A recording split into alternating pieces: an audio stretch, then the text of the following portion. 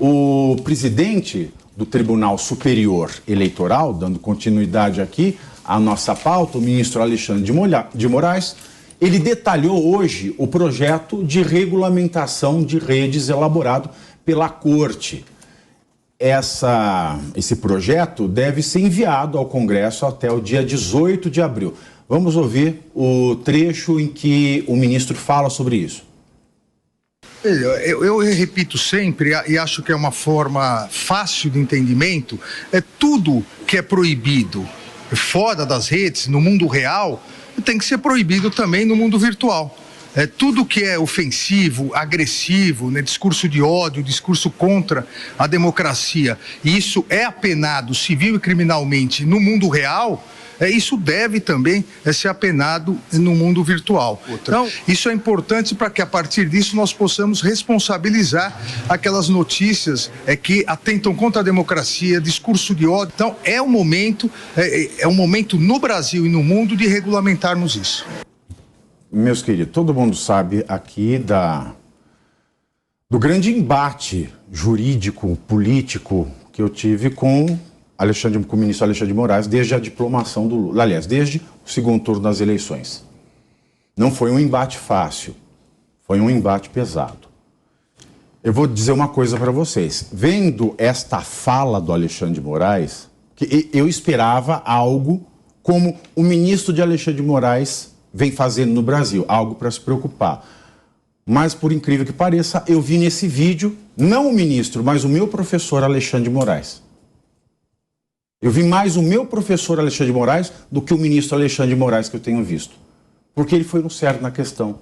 O que é para ser condenado no mundo virtual tem que ser no mundo real. Será que é um avanço? Será que nós vamos caminhar para essa normalidade que foi a loucura, Elaine, desse último tempo, que a gente não sabia, de derruba a plataforma, silencia aqui, silencia acolá? Será que com esse projeto a gente vai chegar a uma razoabilidade, previsibilidade de condutas? Assim a gente espera, né? Inclusive essa semana a gente também teve a audiência pública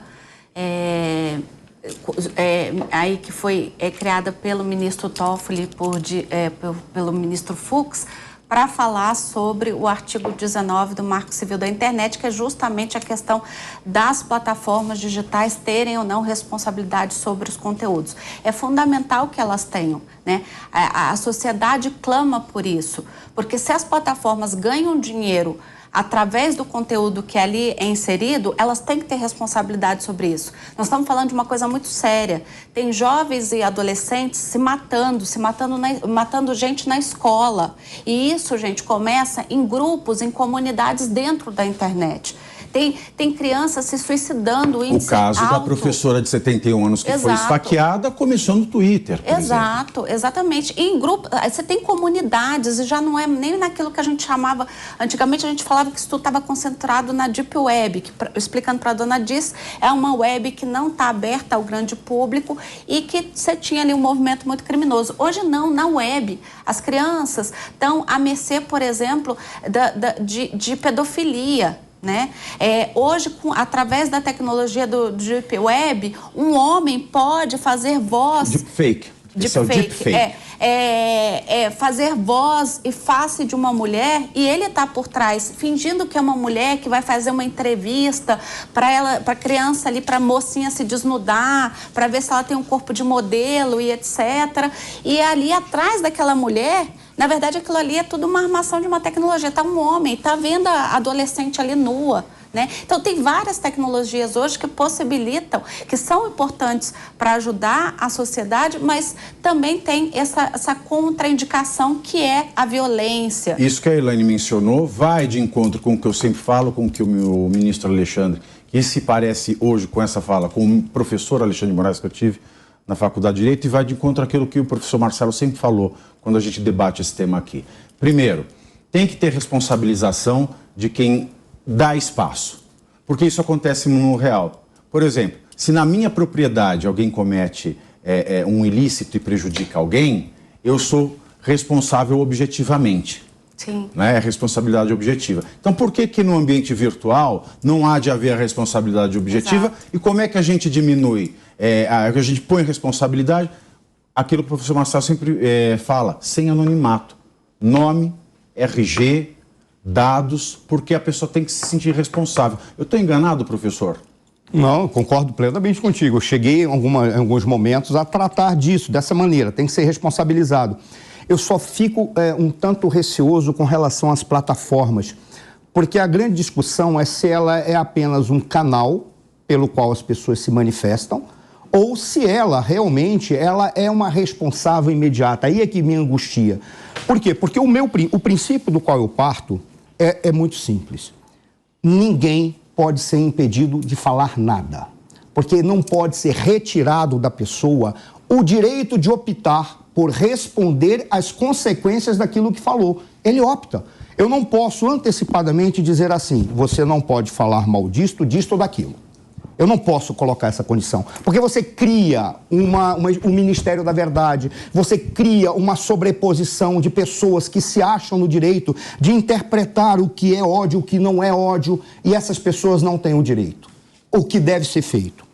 Tudo aquilo que alguém fala, ele arque com as consequências, porque nós já temos codificado o nosso direito. São os crimes contra a honra ou quaisquer outras considerações que possam ser feitas pelo jurista, que passa o dia inteiro trabalhando em relação a isso. Mas que ele responda pela consequência do que ele falou, e não antecipadamente.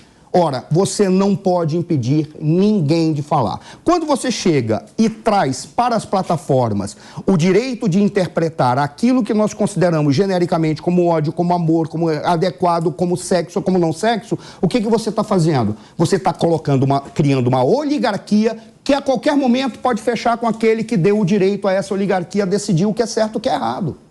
Então eu prefiro que as pessoas, como cristão que eu sou e acredito em Deus, eu acredito no livre-arbítrio. O que faz com que os seres humanos possam ir para o céu ou para o inferno é apenas a sua escolha. Eu não posso retirar a responsabilidade dele. Quando você retira o livre-arbítrio da pessoa, você mata a alma da pessoa. Você torna ele apenas um pedaço de carne ou um robô. Eu não posso destruir a única coisa que é humana no ser humano, que é o livre-arbítrio. E digo mais, o livre-arbítrio sem responsabilidade é a selva. O livre-arbítrio com responsabilidade é a democracia. Isso. É isso que a gente tem que ter em mente.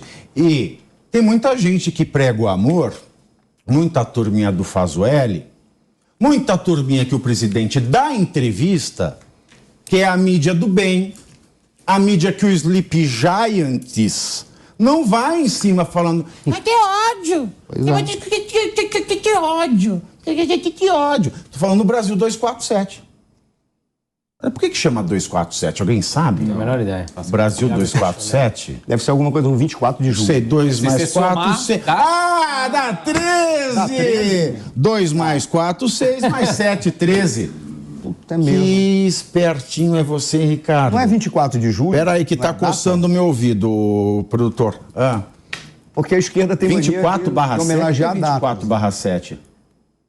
24 horas. Não, isso que é igual. Meu diretor acha que é 24 horas, 7 dias por semana. Isso é narrativa oficial, meu diretor.